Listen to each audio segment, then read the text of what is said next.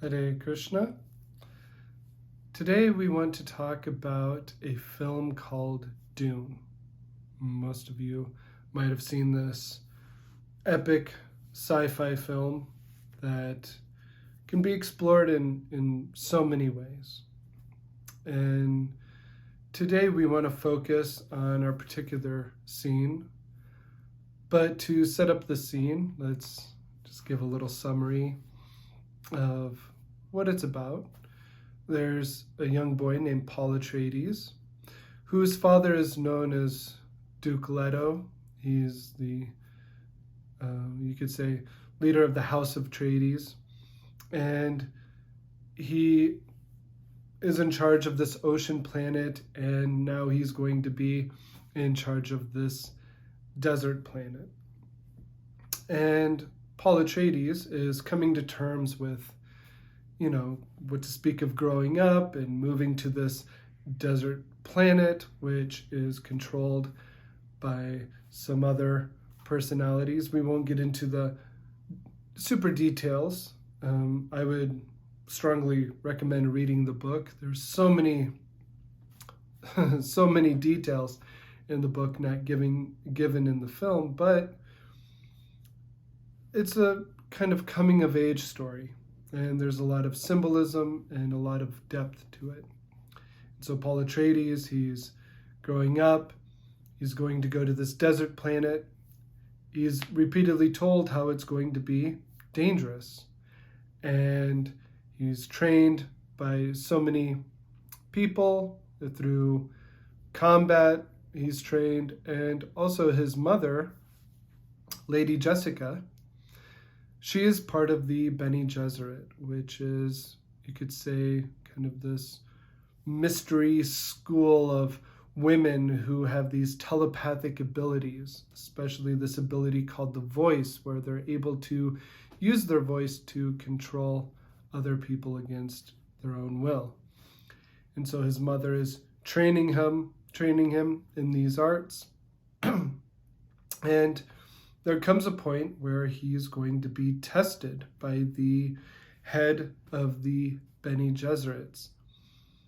And this test is called the Gam Jabbar. And this is what we really want to focus on today, is that in this powerful scene, Paul is placed into this room with this very mysterious, elderly, powerful lady.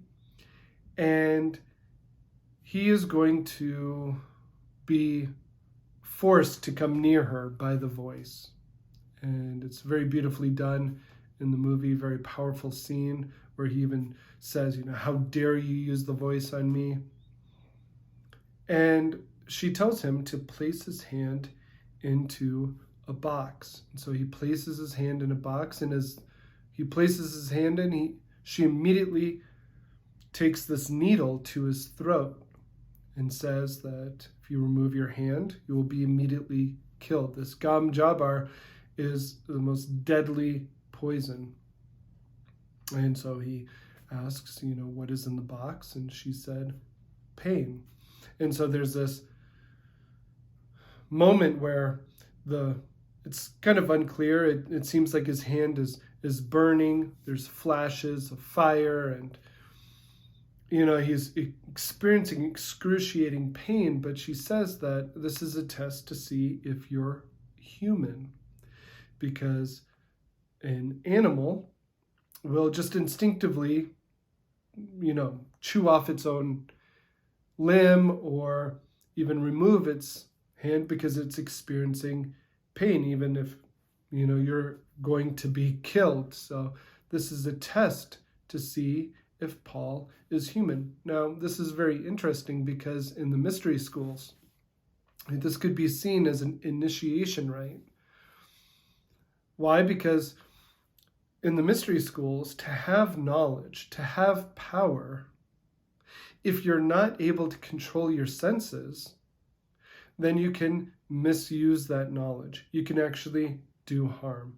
And so Paul could be the Messiah that they want to bring about. The Bene Gesserit, they're able to use a breeding technique where they're only getting daughters, yet Lady Jessica, she specifically brings about a boy, and he could be the Messiah. He could have great power, but with that power, he could do a lot of harm.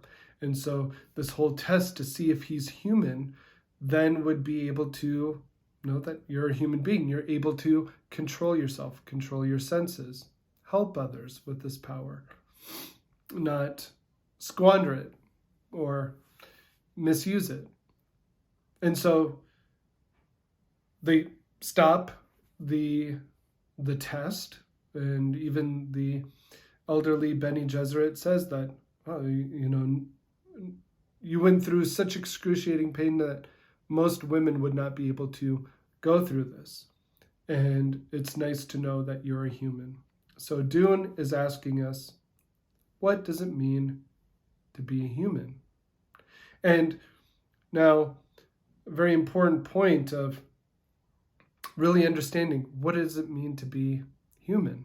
Right? Controlling ourselves, using our knowledge for the betterment. But while this is going on, Lady Jessica, she's reciting the Litany of Fear. And she says, I must not fear. Fear is the mind killer. A very famous line for all of those who are fans of Dune. Fear is the little death that brings total obliteration. I will face my fear. I will permit it to pass over me and through me. And when it has gone past, I will turn the inner eye to its path. Where the fear has gone, there will be nothing. Only I will remain. And so bringing this to Krishna consciousness, right? Only I will remain. So bhayam dvitiya biniveshita syad.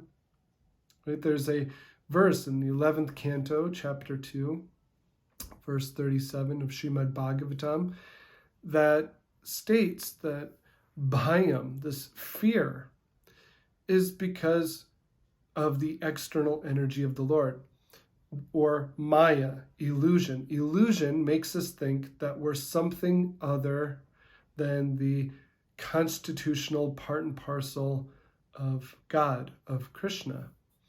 And now this fear enters because we think that we're this material body. We think we're separate from God. And under this, viparyayo smriti, our memory, our intelligence, everything is bewildered because of dualities of this world. So how to get free? Well, by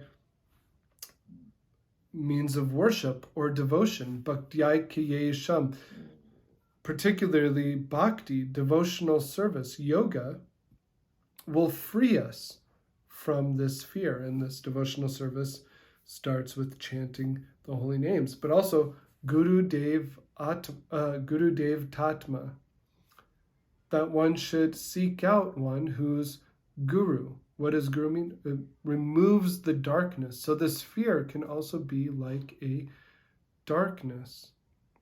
And so taking away the darkness, taking away the fear, we can actually understand who we truly are. So Dune is asking us and forcing us to understand, what does it mean to be a human? It means to have knowledge that we're actually part and parcel of God, which means that we are actually free from fear.